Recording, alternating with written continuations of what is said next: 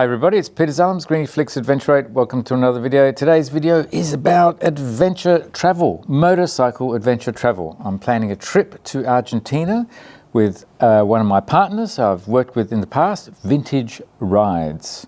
They specialize in motorcycle travel all over the world in adventure style, and they're famous for using the Royal Enfield motorcycles. So this video is just going to be talking about this trip that's coming up and also some of the trips that I've done in the past with Vintage Rides and share some of those experiences with you.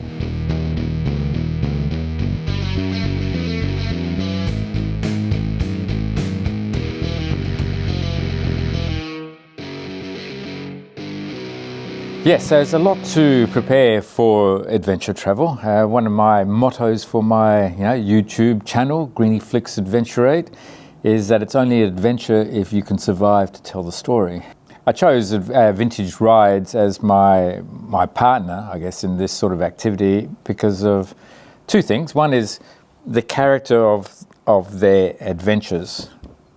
A bit like slow photography, slow touring motorcycle. So motorcycling, keeping things to as simple as possible, but as adventurous as possible as well.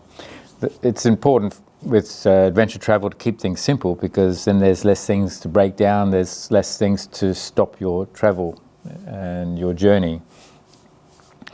And Vintage Rides, they started off under the simple concept of a simple motorcycle going off the beaten track using Royal Enfield motorcycles, and starting off I think in India initially, and then they expanded all over the world as well. So Vintage Rides are doing tours now in South America, and included in that are tours in Argentina. So the one that I'll be doing is in the northern part of Argentina across the Andes Mountains, and it goes over basically a 2-week period. And looking at the itinerary, we'll probably be doing, I don't know, maybe 300 odd kilometers a day on average, which doesn't sound much, if you're traveling here in Australia or in other parts of Europe or America.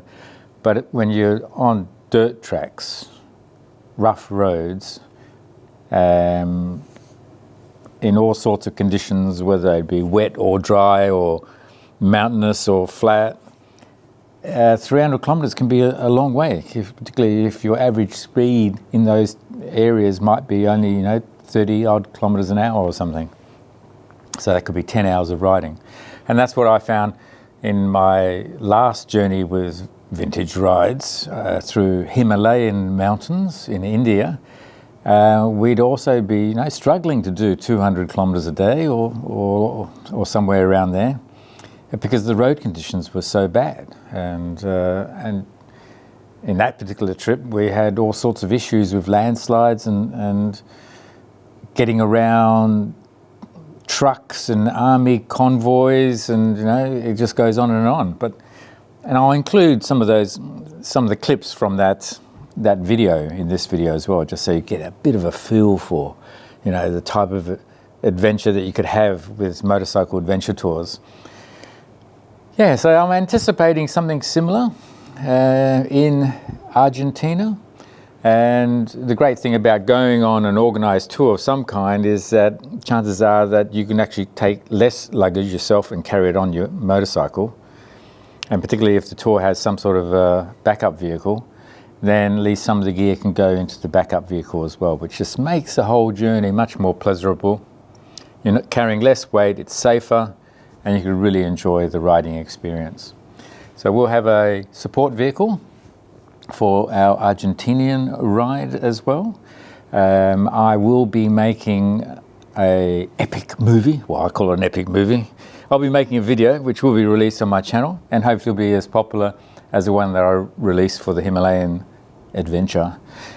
And so in order to capture the experience, I will be probably having something similar to what I had in the past, and that is some GoPro equipment. There you go, I've just happened to have a few items here. Keeping things really, really simple as well. And a little tripod And there'll be another video they'll be putting out with regards to all the different details. Little extension pole that you can mount the GoPro on. I'll have probably the GoPro mounted to my helmet. The GoPros are pretty good with regards to wind noise, but I have sort of stuck this fur onto the GoPro case here that fits around the standard GoPro. It's a media release type case, and that gets rid of the noise, the wind noise, almost completely. So I could have this mounted on the bike with the clamp or on the helmet. Having it on the helmet's really good because then when action is happening, I can quickly turn it on and I've got audio and visual at the same time, much on whatever I'm looking at. I will probably have 2 GoPros. For this trip, I will take a drone with me as well. The Andes is about big vistas, panoramas, and capturing the essence of remoteness and space and wilderness. So I think a drone does that really well in capturing and setting the scene for what's actually happening. The GoPros are great for watching the action and capturing what's going on while you're riding. And I'm still deciding on what sort of camera I'll be bringing with me as well, so that when I am stopped somewhere and I want to photograph the people or the scenery or the landscape, what sort of camera I'll be bringing for that as well. I have Leica gear, mirrorless Leica gear. I have Leica M series cameras, which are compact, great, love to use those. And I have my Nikon gear as well, both smaller Nikon mirrorless as well as larger Nikon mirrorless cameras. So yet to decide. As viewers and subscribers to my channel, maybe you want to give me some suggestions on what I should bring as far as equipment is concerned. But I welcome everyone's suggestions on that. Drones, I have a number of drones already. I've got the Phantom 4, which I haven't used for a long time now. Mavic 2 Pro, that's been operating well. And I've recently got the Mavic 3 Pro Cine version, which produces fantastic results. The Mavic drones are fairly large, so they're under the 2 kilogram weight drones, which is fine.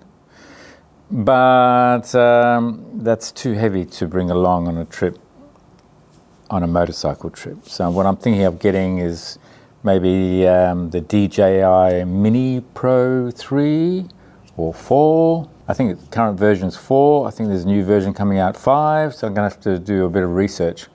I need to do that pretty quickly though. I need to get it within the next few weeks in prep for my journey. Okay, well, I think that's probably about it for an introduction. I hope you've enjoyed some of the clips from the last trip. If you want to, I'll leave the link in the video as well in the description to the Himalaya trip that I did with Vintage Rides. In the future, I will be doing more motorcycle tours around the world. So if you're in Australia or you just want to reach out to my channel, you want to find out more about, or if you plan to do a vintage ride tour somewhere in the world, let me know. I might come and join you. I might make a video around it as well. It's one way to stay young. I think we all need to have an excuse. The fountain of youth, what is it for you? For me, it's motorcycling. I probably, for each year of riding that I do, I also become a year younger, maybe. What do you think? Anyway, if you liked the video, give it a thumbs up. That's how you support the channel. If it's the first time to my channel, you haven't subscribed, then press subscribe, press notifications if you're notified when the next video is out. Thanks again for watching. I'm looking forward to this trip. Keep an eye out for the next video when I'll be going through my gear for the trip in preparation. And I look forward to your comments and look forward to seeing you on the next video. Cheers. Bye.